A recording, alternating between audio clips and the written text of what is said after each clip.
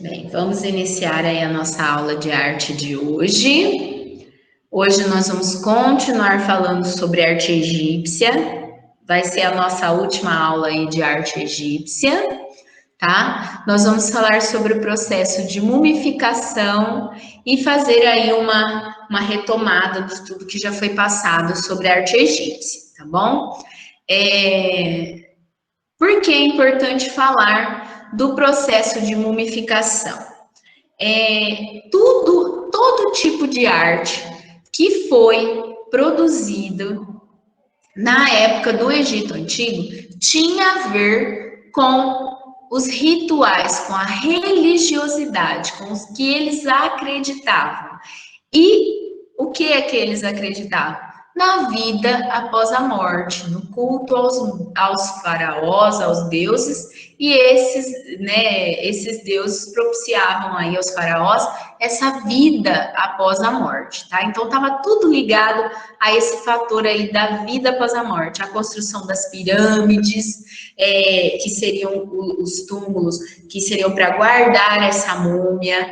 Ela era toda feita, né, toda recoberta de desenhos nas paredes, contando a história da vida daquele faraó, né, e tudo que ele tinha. Eles guardavam riquezas nessas pirâmides, tudo para que quando o faraó voltasse a viver, ele tivesse tudo aquilo que estava desenhado nas paredes, ele tivesse novamente, ele tivesse riquezas, ele tivesse escravos, tudo que tinha registrado ali voltasse a acontecer. Né? Contanto que, para quem gosta aí de filme de terror, né, tem os filmes da múmia que mostram bem essa volta, né, do faraó à vida, e ele querendo tudo que ele tinha antes, ele querendo conquistar novamente, né?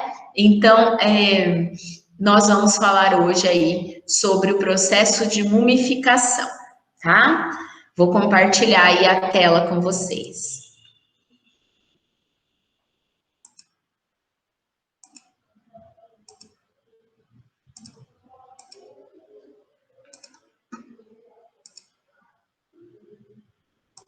Então, vamos lá.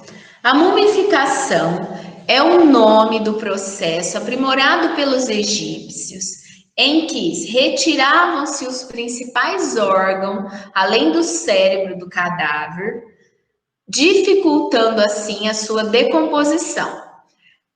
Geralmente, os corpos são colocados em sarcófagos de pedra, madeira ou ouro e envoltos por faixas de algodão ou linho. Após o processo ser concluído, são chamados de múmias. O processo de mumificação durava cerca de 60 a 70 dias. Então, não era só enrolar o corpo do morto, não era só isso. Tinha todo um processo de mumificação. A mumificação era um processo bastante complexo e demorado. O sacerdote, que era o embalsamador, começava por retirar o cérebro do morto com um gancho por meio das narinas. Vocês estão entendendo, né, o que está falando? Tinha um gancho que eles enfiavam e eles iam tirando o cérebro do morto pelo nariz. E aí depois eles colocavam esses restos, né, dos órgãos, dentro de vasos, os vasos cânopes, que eram vasinhos, um para cada órgão, né, do faraó, e em cima, assim, com tampinhas decoradas no formato dos deuses, né, dos rostos dos deuses deles. Depois eles faziam um corte do lado esquerdo do corpo e retiravam os órgãos que eram colocados em vasos próprios e guardados no túmulo, com exceção do coração, que por ser necessário na outra vida, era recolocado no seu lugar. Então, o coração eles não retiravam, porque eles tinham a mitologia egípcia, né? Eles acreditavam que o deus Anubis, que era o deus da morte, ele pesava o coração do faraó. né? E aí ele ia decidir se o faraó merecia ou não voltar a viver. Então eles acreditavam nisso, por isso que eles deixavam o coração. Depois, né, não, retirava o coração para fazer o embalsamento do corpo, para deixar o corpo ficar embalsamado. Depois eles recolocavam o coração, né, do morto para deixar lá na hora de passar as faixas. Então, o corpo era coberto por natrão, que eram cristais de sal ou bicarbonato de sódio, e deixado a secar durante 60 ou 70 dias. Então, ele era meio que como fazer carne seca quando faz processo de carne seca. Passava sal todo o corpo e deixava e colocava para secar, tá? Após esse processo, as cavidades eram cheias de substâncias aromáticas e envolvia-se o corpo em ataduras de linho. Os olhos eram cheios com linho e pedras pintadas de branco. Também os animais de estimação e os escravos pessoais eram por vezes colocados dos vivos na tumba do faraó. Aconteceu algumas vezes, em algumas mortes de faraós, de que alguns escravos eram colocados lá na tumba do faraó para ficar lá e morrer lá, e para que quando o faraó voltasse a viver, ele tivesse aqueles escravos. Olhem só as ideias, né? Ainda bem que isso acabou, já pensou? Se existisse isso até hoje. Bom, aí agora continuando. Por que realizar a mumificação? Os egípcios acreditavam que ao morrer, as partes espirituais do ser se separavam do envoltório do corpo material, que era o Ba. O que era o Ba? Era como se fosse o espírito, né? O Ba era o espírito. Uma forma de pássaro ficava livre para voar e aparecer onde lhe convisse. De noite, o Ba retornava para a tumba e ao corpo, que era a moradia normal. Então, eles acreditavam no Ba, e para eles o Ba era assim, ó, era como se fosse um ser com asas que podia voar e ir para vários lugares e depois retornava ao corpo. A livre movimentação do Ba era muito importante na religião egípcia. Era a ligação noturna do Ba com o cadáver que mantinha a múmia espiritualmente viva. Porém, se o Ba fosse impedido de qualquer maneira de realizar seu voo diário e a sua união com a múmia, então a múmia morreria e o espírito do defunto seria aniquilado. O resultado seria a morte espiritual total. Então, por acreditar que o corpo morreu, mas o espírito ainda estava vivo, e podia retornar ao corpo, é que eles faziam a mumificação. É que eles mumificavam aí o corpo para que esse espírito pudesse voltar. Aí aqui tem um exemplo, olha lá, de múmia. Então ela era toda a passada, né, ataduras de linho, e depois ainda envolta em mais linho para ela ficar dessa forma. Aí aqui tá falando do líder Zuzu que exigiu a destruição das pirâmides de Gizé. Declarou que a responsabilidade de todos os muçulmanos aplicar os preceitos do islamismo, condenando a destruição dos ídolos à semelhança do que fez o Afeganistão. Então, assim, algumas religiões pregam que já deveria ter sido tudo destruído dessa época aí do Egito, porque hoje em dia não se acredita mais, né, no Egito. Uma espécie de especialistas americanos, com colaboração do Ministério das Antiguidades Egípcias, descobriu um novo túmulo que data provavelmente da 18ª dinastia faraônica do Império Novo, na religião de Alcar, pertencente a uma pessoa conhecida como Samut. Aí, olha só, aqui é uma câmera de dentro, né, do túmulo, e aqui dá para a gente ver, ó, como eles eram todos desenhados, cheios de hieróglifos, tá vendo aqui os hieróglifos aqui em cima?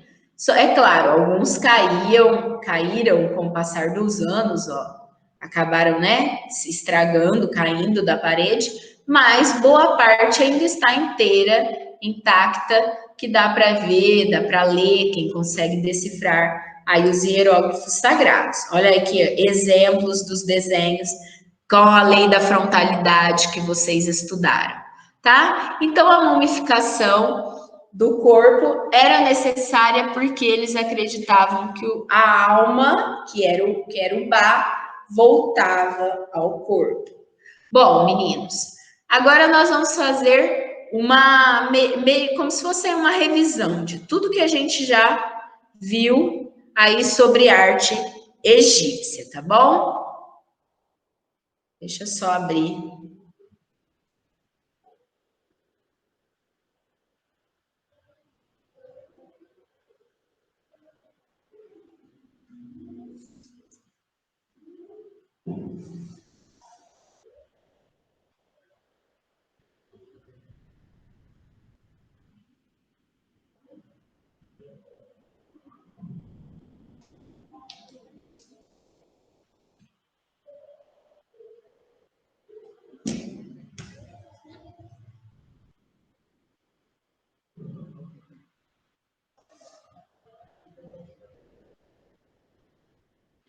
Tá demorando um pouquinho para abrir, mas já vai funcionar. Espera só um minutinho.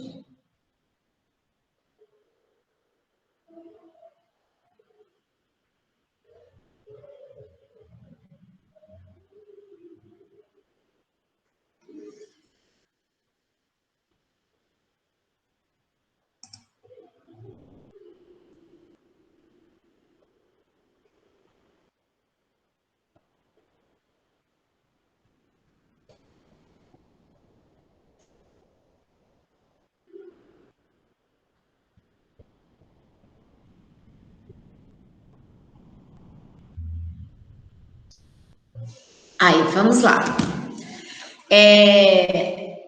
Então, nós vimos que a população egípcia era a população que se formou, são vários povos que se formaram em torno do rio Nilo, que é este aqui. Então, essas populações que moravam em torno do rio Nilo é que formaram, né, os povos egípcios, tá? E hoje o Egito, ele é essa parte aqui, olha lá, né, lá da África, onde que a gente pode ver aqui nesse mapa, ó, essa partinha aqui, meio quadradinha, e ele fica aqui no canto, né, do mapa africano. Características gerais da arte egípcia, para a gente lembrar. Uniformidade formal e estilística. O que seria essa uniformidade formal e estilística? O artista ele não podia fazer obras de arte do jeito que ele queria. Ele era obrigado a fazer as obras de arte do jeito que estabeleciam-se nas leis, tá? Forte sentido de ordem, né? Não tinha como ele fazer do jeito que ele queria. Busca pela clareza na representação e não pela ilusão. Visão cúbica da forma humana, de escultura, e muita técnica. Quais eram as principais formas de expressão da arte egípcia? A pintura, que seguia a lei da frontalidade, as esculturas, que também tinham aquelas leis que eu falei, se tivesse sentado, tinha que estar com as mãos em cima, né, das coxas, se tivesse de pé, tinha que estar com uma perna para frente, e sempre altivo, ré e sério, não era em movimento e não era expressivo.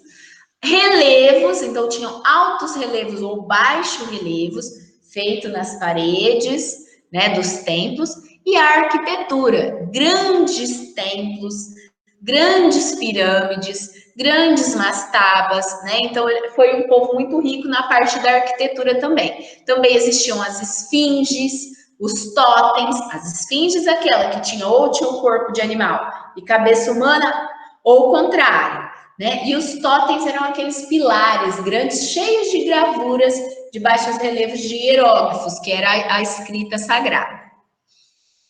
Aí aqui, Ô, quem eram professora, os artísticos? Pode falar.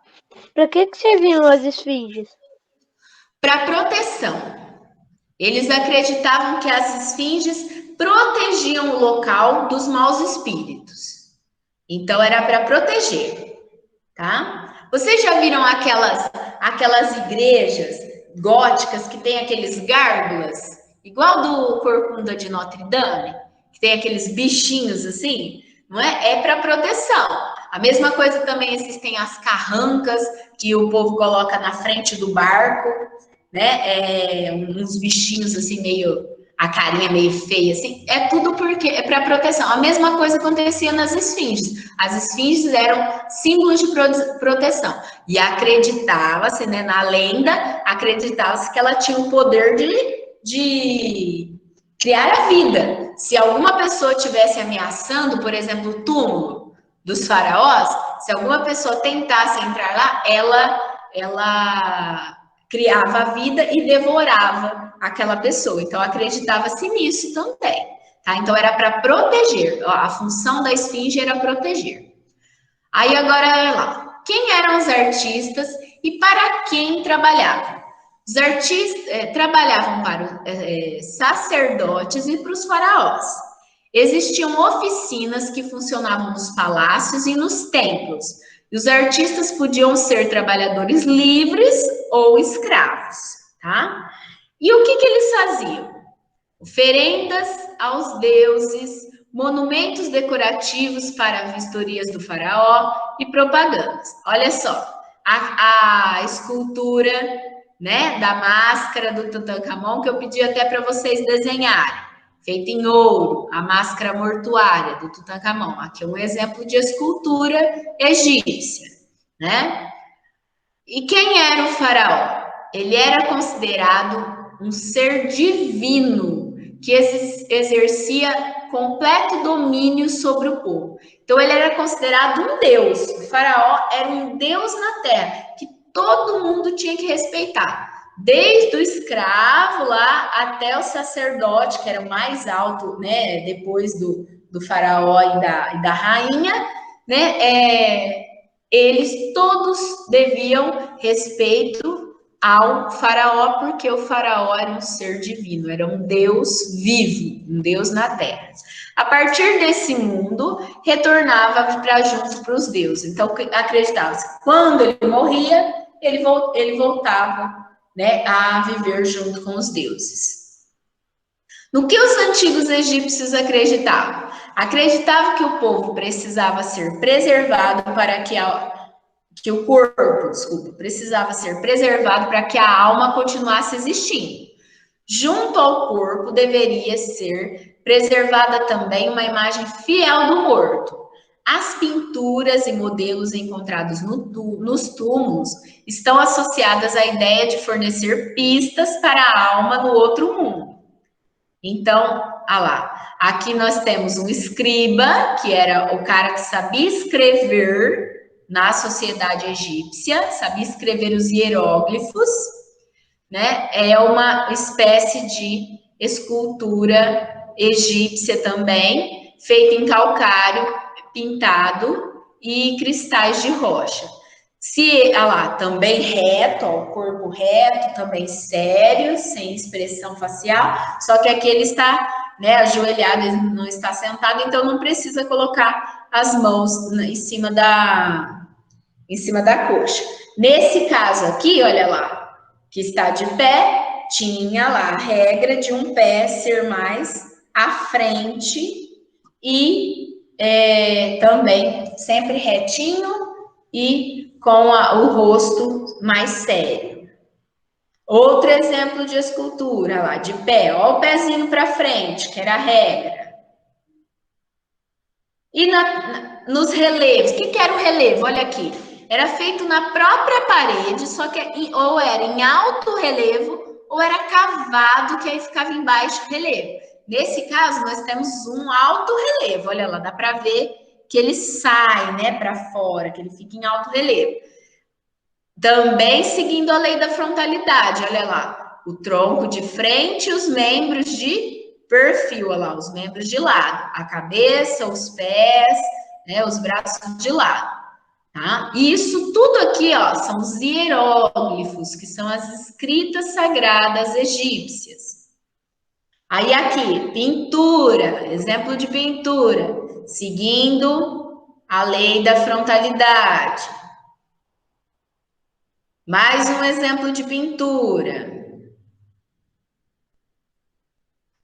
Outro exemplo de escultura. Olha lá. Leis da arte egípcia. Os homens eram pintados na cor mais escura, avermelhada, e as mulheres mais amareladas. Se vocês repararem, olha lá, até na escultura era assim, ó.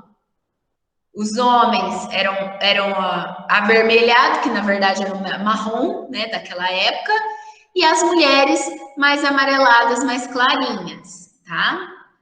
Aí, olha só. O homem era sempre representado maior que a mulher. Existia diferença de tamanho. E o faraó sempre tinha que ser o maior. Então, se fosse fazer um desenho, tivesse o faraó e depois tivesse a rainha, o faraó tinha que ser um pouco maior que a rainha. Se tivesse o faraó, a rainha e o sacerdote, faraó maior, a rainha um pouquinho menor e o sacerdote menorzinho, e assim por diante. Tá? A aparência de cada deus era rigorosamente estabelecida. Cada deus tinha um animal que o representava e uma aparência. E aí todo mundo que fosse desenhar ou pintar esse deus tinha que fazer da mesma forma, tá? Aí aqui, olha lá, as pessoas trabalhando. Aqui já eram os deuses, olha lá. Esse aqui era o deus Anubis. O que ele está fazendo? Ele está pesando o coração do morto, aqui, ó, que é o coraçãozinho dentro do vasinho, pesando o coração do morto para ver se o morto, se o faraó morto merecia ou não voltar à vida. E aqui tinham os outros deuses, o deus Horus, né? Os outros deuses observando. E quem fazia a pesagem era o deus Anubis, que é esse com cara de cachorro, que era o deus da morte, tá? Princípio da frontalidade. Cabeça de perfil, olhos para frente. Tórax voltado para frente, né? Voltado para o espectador. Pernas sempre desenhadas de perfil do lado de dentro. E a perna que se move e o braço estendido devem sempre estar mais afastados do espectador. As estátuas sentadas deveriam ter as mãos sobre os joelhos. Então, eram algumas regras da lei da frontalidade. Olha lá, as estátuas sentadas tinham que ter as mãos sobre as coxas ali, os joelhos. Se tivesse de pé, pezinho para frente, tá vendo? E nas pinturas, ó, o deus Horus aqui, ó. Porque não tem o olho de Horus, que é esse aqui, ó, que algumas pessoas fazem até em tatuagem, um símbolo de sorte, né? Esse seria esse olho de Horus aqui, que é do deus Horus, que é esse com a cabeça de águia, tá vendo? Aí, olha lá. Olha a diferença dos tamanhos que eu falei para vocês. Olha a diferença dos tamanhos. Essas aqui seriam as rainhas, tá vendo? A rainha. Essa outra, essa provavelmente seria a filha da rainha. Aqui, as damas de companhia, né? As mulheres que trabalhavam com elas. As mais importantes, menorzinhas. As menos importantes, menor ainda. Se chegasse a ter escravo, o escravo às vezes era pequenininho, do tamanho do pé do faraó ou do pé da rainha. Por quê? Porque escravo era menos importante na sociedade. Então, quanto mais importante na sociedade a pessoa era, maior era o seu desenho perto dos outros, comparado aos outros. Então, tinha essas diferenças de tamanho de acordo com a importância da pessoa na sociedade. Aqui, deuses egípcios, cheio de hieróglifos ali atrás, e com a lei da frontalidade, olha lá. Cabeça de perfil, pés de perfil. Olho para frente, tronco para frente. Tá vendo? Então, a lei da frontalidade. E a parte da cor. Pode falar. Acontecia alguma coisa se eles não faziam os desenhos de acordo com a lei da frontalidade? Provavelmente era morto. Nossa. Porque não podia desobedecer às leis. Se ele fez da cabeça dele, não seguiu as leis, ele era punido. E a punição naquela época era a morte. Né? Então tinha que fazer de acordo com as leis. Tá? Aí olha outro detalhe, a cor. Então, o homem vermelho, que na verdade era marrom daquela época, né? O homem vermelho e a mulher amarela, que na verdade é ocre. Se a gente for falar hoje em dia, as cores, os nomes de hoje em dia, a mulher era pintada de amarelo ocre e o homem era pintado de marrom. Só que naquela época falava vermelho e amarelo, né? Para as cores. Aí, olha só, finalizamos aí a parte, né, de pintura, escultura, arquitetura egípcia. Espero que vocês tenham entendido. E agora eu vou explicar o que vai ser de tarefa de vocês. Bom, primeira coisa, vocês vão vir no Google. Eu vou colocar tudo no Classroom e eu coloco no chat daqui a pouco, tá? Vocês vão vir no Google e vocês vão pesquisar, ó, alfabeto em hieróglifos. Hieróglifos é com H, tá? Olha lá, ó. Hieróglifos. Aí vocês vão achar um alfabeto como esse. Olha lá. Esse alfabeto em hieróglifo, vocês podem até imprimir para colocar por baixo, se quiser, fica mais fácil, ajuda vocês. O que eu quero que vocês façam com esse alfabeto em hieróglifo? Eu quero que vocês escrevam o nome de vocês em hieróglifo egípcio, tá bom? Então, por exemplo, é claro que não vai, por exemplo, a Ana colocar só Ana, pode falar. Tem que também escrever esse alfabeto inteiro ou só escrever o nome? Tipo, vai olhando só ali e vai escrevendo. O seu nome. O alfabeto inteiro você pode imprimir. Mas tem que ter ele ou pode só olhar na internet e fazer? É bom ter ele inteiro. Tá? Se você aí tiver cola no caderno, aí faz o nome. E faz o nome. Se você quiser até colocar ele por baixo e tirar as letrinhas por baixo, pode também, para isso na hora de escrever seu nome. O que eu não quero? Por exemplo, a Ana, escrever só Ana, né? Que aí é fácil, ó, passarinho, risquinho, passarinho, né? Eu não quero só isso. Ó, gente, esse aqui, ó, esse aqui que eu tô mostrando maior, que eu tô passando o mouse, não é tão certinho. Vocês podem ver que o passarinho não tá muito bonito, não. Qual é o mais certo? O mais certo é este ou este. Ó lá, que o A ele é uma águia. Tá vendo? Esse é o mais certo. É quando a gente procura. Olha lá, esse tá certinho. Professora. Tá vendo? Oi. Mas, assim, na hora da gente imprimir, tem diferença se a gente imprimir esse ou aquele outro lá? Esse aqui não tá tão certinho. Ó. Pode ver que o leão não tá bem desenhado, o leão do L. Nem o M, que é a coruja. Ó, olha para vocês verem. Ó, a diferença do A desse. Não parece um pintinho? Esse A. E não era um pintinho, era uma águia. Olha lá. Esse aqui é o certo. Então, imprime esse?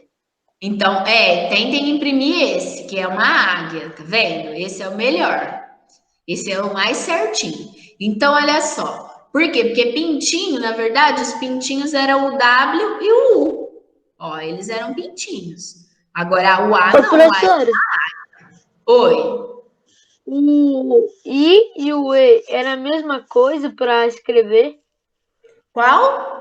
O I e o E, eles estão iguais?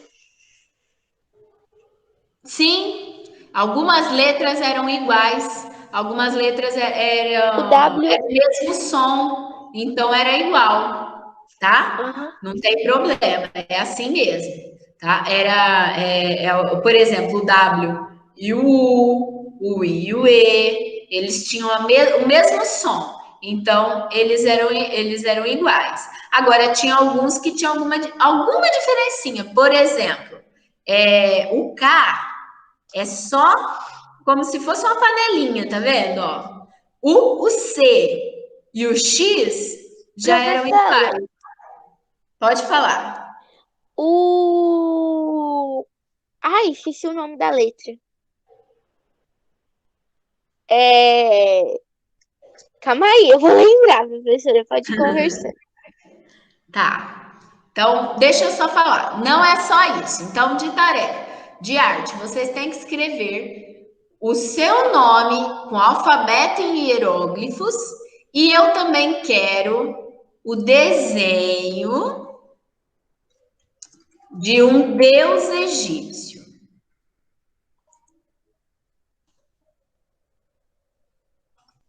Desenho de um deus egípcio. Agora, cuidado, ó. Por que eu quero mostrar para vocês? Só para vocês verem a diferença.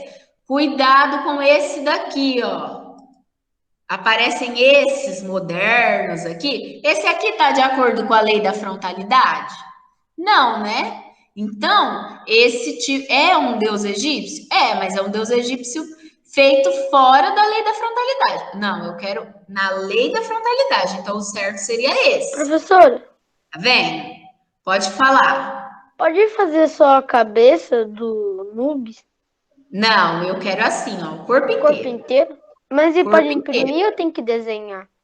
Pode, ó, se for imprimir, vai imprimir tipo esse aqui, ó, que aí você vai pintar, tá Tá, bom? então, Eu pode não quero que imprimir. imprima assim, ó, prontinho, Tá. tá? Se for imprimir, imprime tipo esse, ó. Aí eu gostaria que vocês colocassem o nome, por exemplo, esse é Deus Anubis. Aí você coloca Deus Anubis.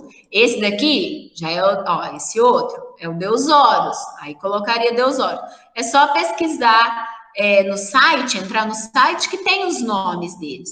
Existem vários. São todos ou só um? Escolhi um só? Escolhe um. A deusa Íris aqui, ó. A deusa Íris tem asa. Tá vendo? Então, vocês vão escolher um deus egípcio e fazer o desenho desse jeito, com a lei da frontalidade, tá? Não pode ser esses modernos assim, não.